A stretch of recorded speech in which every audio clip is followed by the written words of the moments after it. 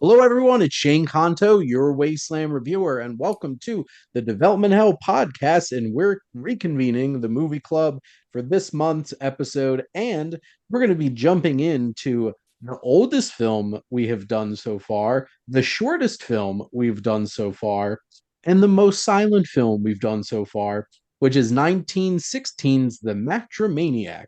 And this is from director Paul Powell, starring Douglas Fairbanks.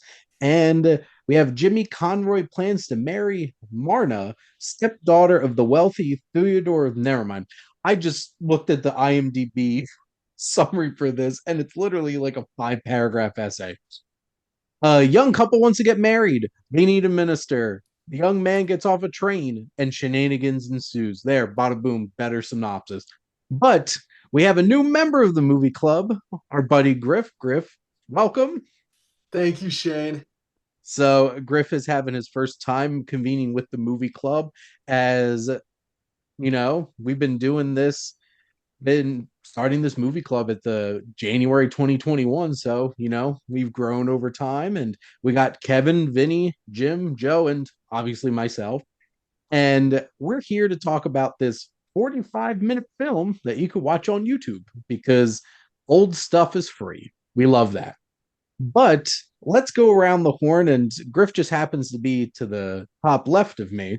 So basically, what we do, Griff, is just give our basic general thoughts. Is this our first time watching or not? And then we'll go around the horn. So go ahead, Griff. It was my first time watching the movie. I never saw a Douglas Fairbanks senior movie before. I was only familiar with his son, Douglas Fairbanks Jr.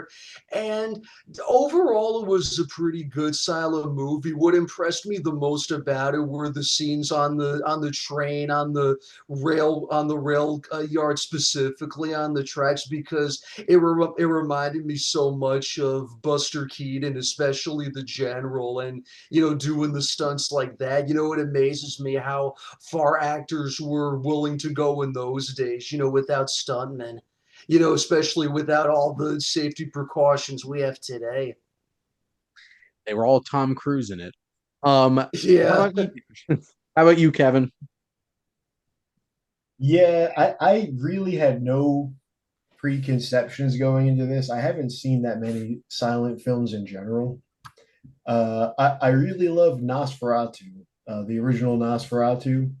But other than that, I haven't really seen anything that I can remember other than a couple of Charlie Chaplin films, One of which which we watched together, we The did. And Circus. the title, that is that what it was? Yeah. The title escaped me, but I haven't really seen that many silent films. I really enjoyed this one though. It was a very, very simple plot. If you asked me to recap the entire story for you, I couldn't even name every plot detail for you, but it was pretty fun. I really enjoyed the stunts.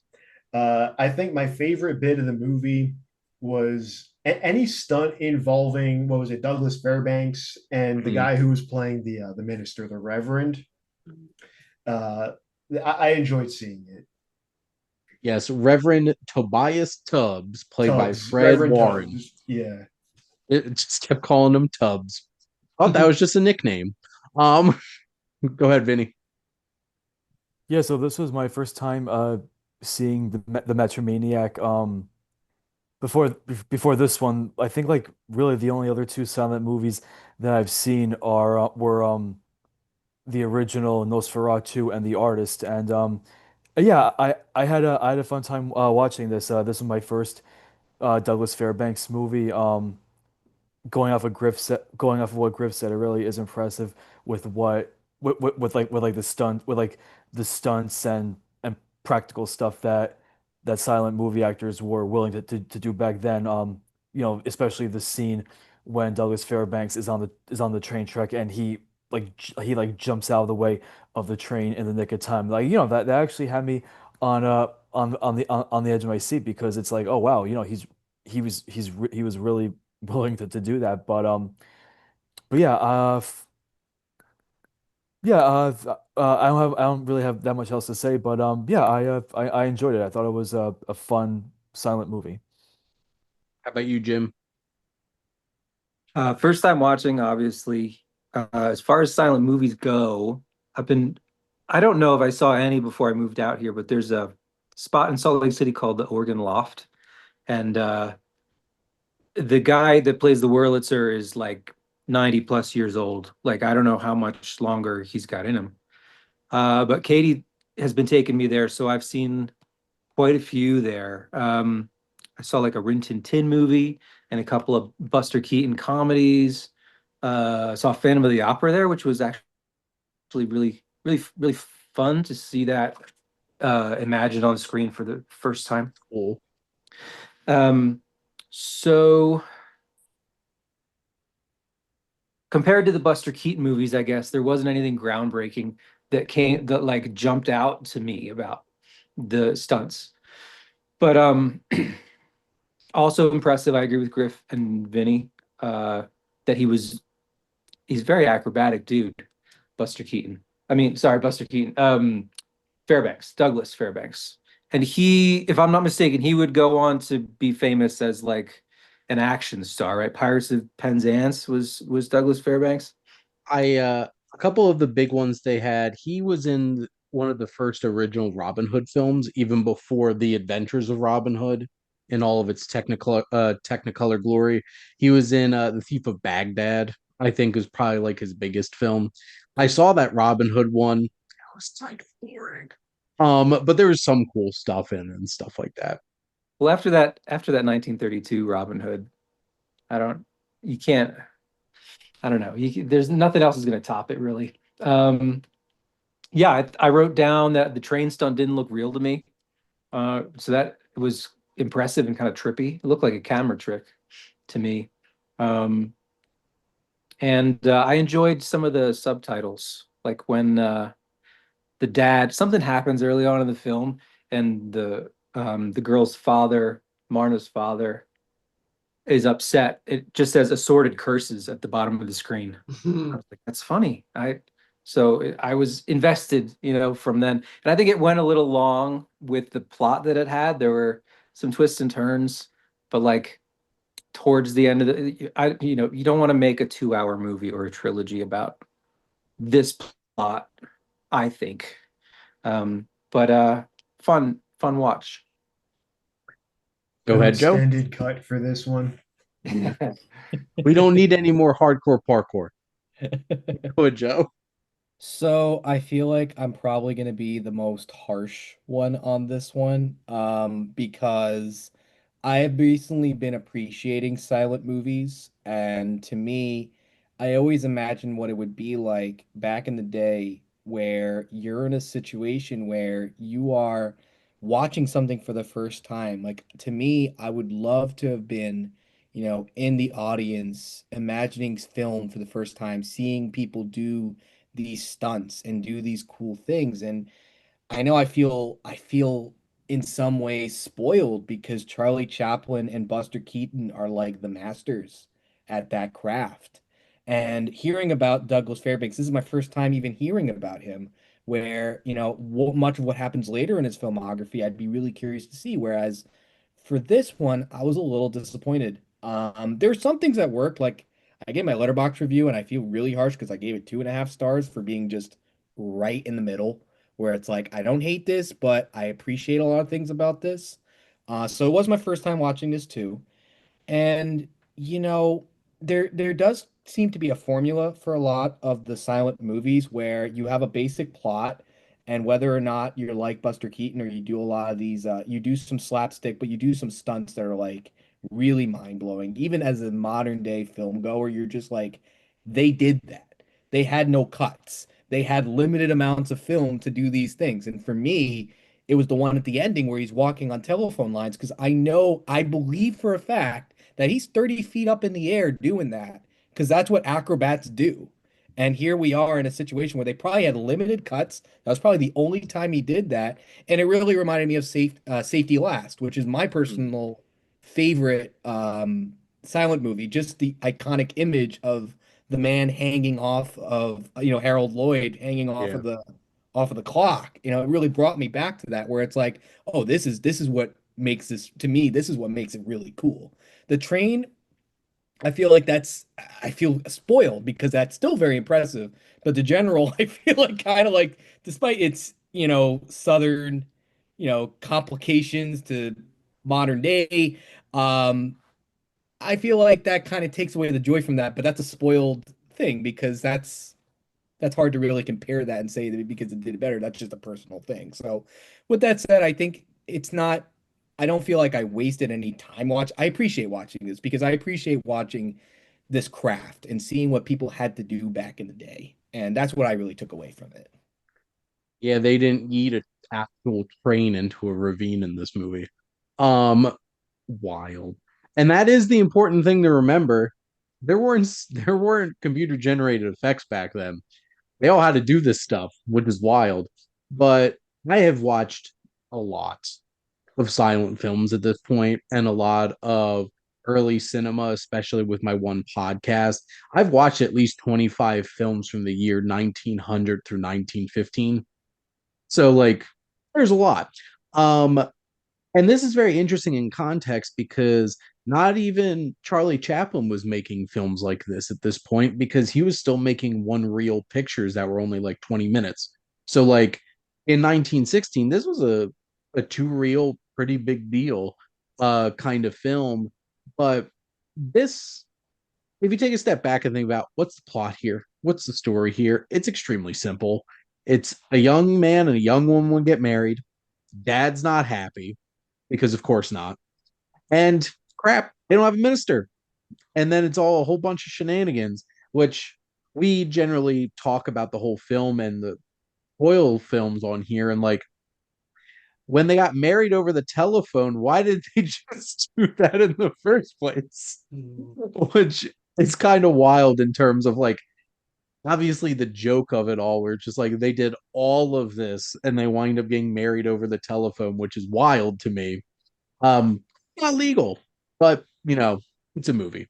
Um, and Douglas Fairbanks, I don't think Jimmy has a whole lot of personality. Basically, this movie is just like a helplessly in love guy and parkour for love. That's basically what this movie is. And this isn't on the same level as a Chaplin, a Keaton, Harold Lloyd, in terms of comedy, or even like Laurel and Hardy, Fatty Arbuckle, stuff like that. But like it's enjoyable, and you have the train car stuff. There's a lot of repetitive them trying to get on a train, on and back, on and off of a train throughout this film. I feel like it really got to a special place with all of that, like scaling the building stuff, and then of course the high power line um stunt at the end of the film where it's just like holy crap, they've been saving this up until the end. But otherwise it's I do feel like it gets a little repetitive for 45 minutes of kind of doing a lot of the same thing over and over again, and it has very simple plot, which honestly at this point is extremely cliched of like young couple, father of the bride not happy, trying to get over that kind of hump. But I had a lot of fun. And at the end of the day, that's what this film's going for. It's not going for anything super deep or super meaningful at this point. But I guess, does anybody have anything else they wanted to throw out there, add to the conversation that stood out to you? So I do want to bring this up because I think this is what I thought to be kind of like the most endearing thing about this is the relationship between the main character and the Reverend.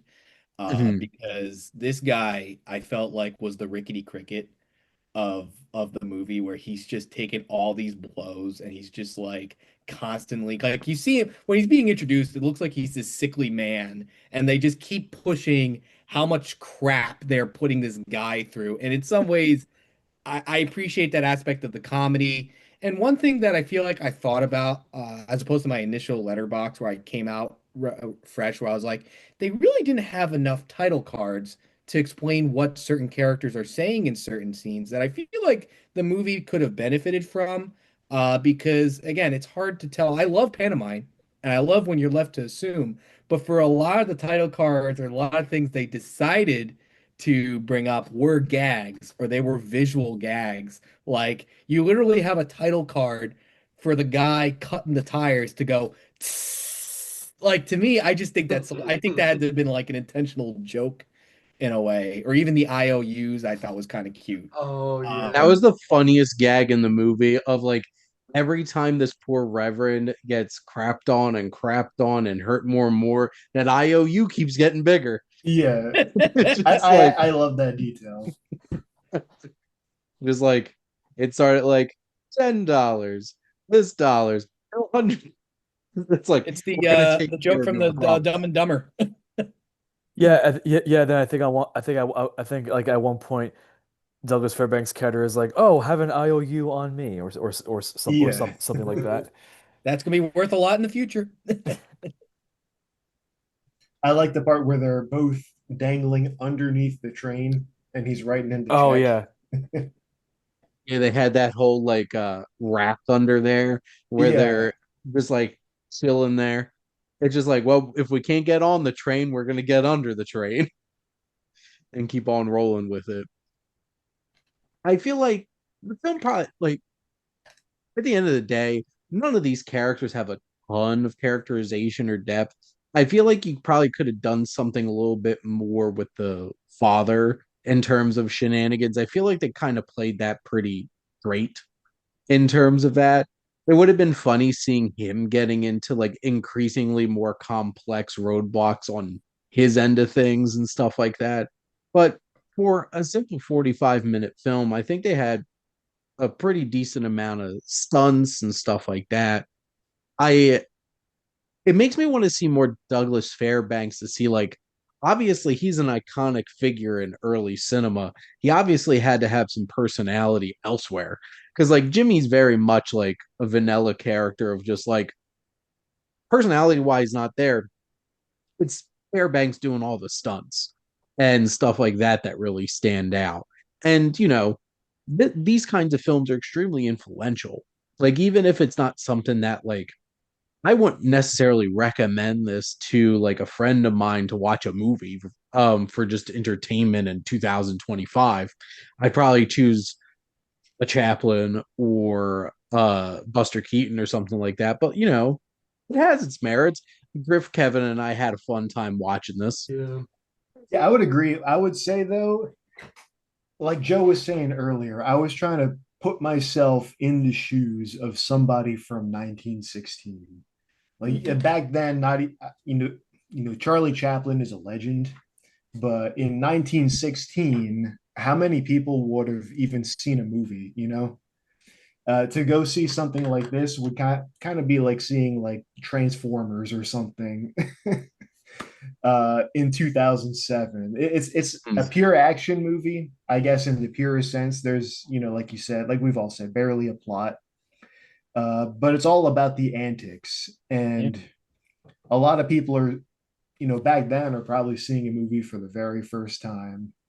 And I think they put in a high amount of effort for some of these stunts, particularly the climbing stunts, like some of you were saying.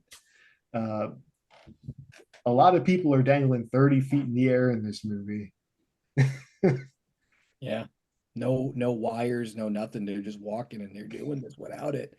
And Pre like OSHA times, yeah. very much, yeah. Because like I think about just in the spectacle, like Shane was mentioning, like when I hate going into talking about other movies, but with the general, they had to like have admission to explain to people like who were watching from like having picnics and watching them take a train and throw it off of a bridge and watch a train collapse. Like you're watching in a movie theater because up to that point with vaudeville and stage performance, you can't have three-dimensional things come at you. You're watching it from like a two-dimensional sort of view. So when you're seeing a train come at you straightforward, or like when you're seeing a person dangling from a wire with the way the camera is angled, that is pretty mind-blowing. And we gotta be cautious of that. And I feel like that, yeah, especially as like modern filmmakers, we get inspiration from that, or modern film goers, where it's like if we think about where to go next, we think about what brings you awe, what feels spectacular,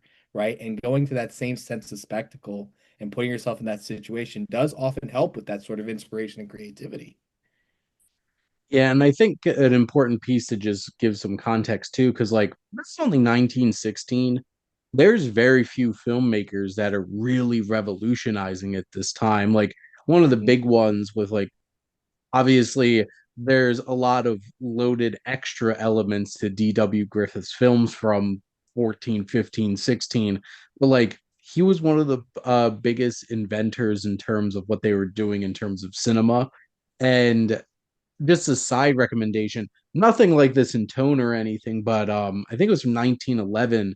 Dante's Inferno is one of the most mind-blowing things that I've seen made in early cinema. There's a lot of films to go check out that are just like, I can't believe they did stuff like this early on in filmmaking. And this is a film that came out. This is a contemporary of rising Charlie Chaplin. And I think Buster Keaton had either his first movie role in 1916 or 1917. So like this was like the dawn of what comedy was going to be. And this isn't too far removed from when movies were just a stationary camera looking at something and people doing stuff in front of a camera. Like this went outside. And that's actually a pretty big deal in many ways around this like mid 19 teens. So, but That's a did good anybody point. else have anything else they wanted to add? Yeah, I'm curious, like what was cliche already in 1916? Yeah. Because like if you're and I'd also wonder if this was considered like a more highbrow experience to go to the theater to be able to afford a ticket, or if it was a little more. Joe's mentioned vaudeville a few times, so vaudeville is famously like raunchy and for the undereducated, shall we say, right? This one kind of, you can see like some circus training in Fairbanks. Um, I don't think I've ever seen a true vaudeville act before. From what I understand, it was kind of a variety show. Um, but this is it's interesting in a couple of ways, trying to like broaden your mind from the stage to suddenly having a camera that can take moving pictures. Mhm. Like the possibilities are limitless, but you want to stick to at least a storyline that people aren't, they're just not going to lose people, at least. So the plot, of course, is not losing people. And then you're going to hit some of the same beats. Like, I wonder how many plays in the early century were focused around mistaken identity. Like a man dressed up as a woman, and then another man falls in love with him. Like that's Shakespeare, right? Like that goes back hundreds of years. Um, and I'd also wonder, I don't know if any of you guys can elaborate on this, but like the word heel kept coming to mind for the minister because he was like the butt of all the jokes, right? Um, Tubbs. and then while you were talking, you referred to the father character as being played kind of straight. So, to my knowledge, the straight man would be the foil of the goofy comic actor, correct? So, I like at this point in time, like, are those already cliches to have a heel, to have a straight guy, to have somebody be the goofball? Like, I wonder. I don't know, like in film, I think this is still in like the real infancy of comedy Mhm. because like if you watch a lot of films from like the 1900s, like single digits, there's not a lot of comedy per se. Like there's some like slapsticky just like prop falls and stuff like that, but there was a lot limited in terms of stuff like that. But like this is really the dawn of what became really comedy in early cinema because comedy really was a stage vaudeville kind of thing. It's where Chaplin started, it's where the Marx Brothers certainly started for sure. And we're still in a place where you don't have a whole lot of opportunities to use dialogue for comedy. It's all physical, except the occasional abundance of curse words, just like throwing up a title card. I did look up here. So Douglas Fairbanks started in amateur theater at 12 years old. He went to Harvard, traveled to Europe, worked on a cattle freighter. in a hardware store and became a clerk on Wall Street. Made his Broadway debut in 1902, but then 5 years later quit acting because he married an industrialist's daughter. But then he went bankrupt in 1915, so he went back to acting, worked under D.W. Griffith, and then within a couple of years, him, Charlie Chaplin, and Mary Pickford founded United Artists in 1919. Wow. That's an aggressively Where is this guy's early 20th biopic? century biography. Where is this guy's biopic? That is an amazing life. Yeah, he doesn't We have a biopic per se, but if you watch the movie Chaplin with Robert Downey Jr., Kevin Kline plays Douglas Fairbanks. Oh, Yeah, because So, obviously he was a big piece of his life yeah. because of founding United Artists and stuff like that. It's you know what? We should pull resources, start a production company. Let's get us a script. Get this in there. We're coming for those Oscars.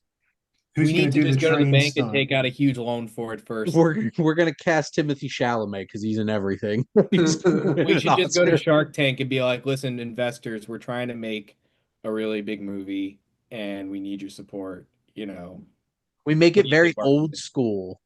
Like we make it in like a studio. There's fake sets and everything. It's gonna That actually be that be a A actually lot of would be fun. hand crank camera. that actually would be a cool idea for a show like a Shark Tank type of show, but instead of people proposing business ideas, like I want to make people a movie. promote their screenplays to like a panel of It's like like, Hollywood oh my bigwigs. God, it's Spielberg, it's Scorsese, and like Eastwood. Call it Jaws tank. Yeah. Jaws take. I like it. So one thing I also wanted to see add now we though, got and to pitch the show. yeah. So That's the dilemma. we are taking interested parties. So all network streaming services. There you go. So I yeah, would, Douglas Fairbanks will make a biopic and we'll start Jaws Tank, where I we like have screenwriters come on and pitch their movies to famous filmmakers. I love it. We got some great ideas here. Any other great ideas about the Matrimaniac, which honestly is a terrible title because like this guy just wants to get married. He's not like obsessed with marriages. It's not like my dad who's been married 6 times. Yeah, that's the impression I got from the title. I thought we were going to get a slightly different plot. I think a couple times they tried to pin him as being this crazy person, getting him arrested, saying he's a I sick. didn't believe that for a second. Yeah, me Jimmy was neither. like It's just like the Jimmy's world taking a dump Then vanilla on him. again, protagonist. in the year of our Lord, 1916, if you're trying to elope, that's probably pretty rebellious. Oh, Well, the yeah, because you Vipers. have the one guy who thinks that he should be marrying her that the dad wants. It's like, this is so bad of you. It's like, okay, guy. Okay, fella.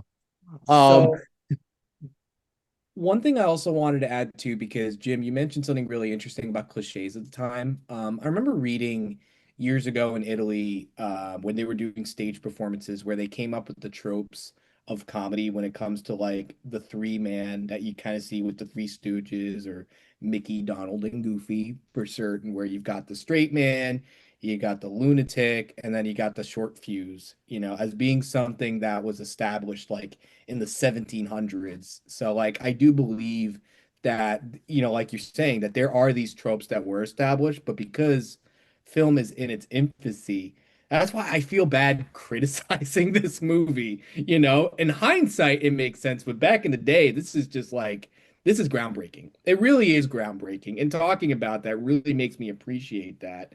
But there's so much to this movie that, you definitely just look at and you just appreciate more. And I guess that's all I just wanted to add to what you were mentioning about cliches, because I definitely think they were established then. But in some ways they were still fresh for a lot of people watching this for the first time. Because like I didn't realize it until you brought it up, Shane, but like two reels versus one reel is a huge difference. You're watching the movies for a longer time, and that in itself is making the movie industry boom, in certain ways where they can maximize profit. They're not just Nickelodeons, Yeah. short reel Nickelodeons that you could watch in Atlantic City or something. You can actually sit in the theater and watch a full movie, and that's a revolutionary thought in itself too.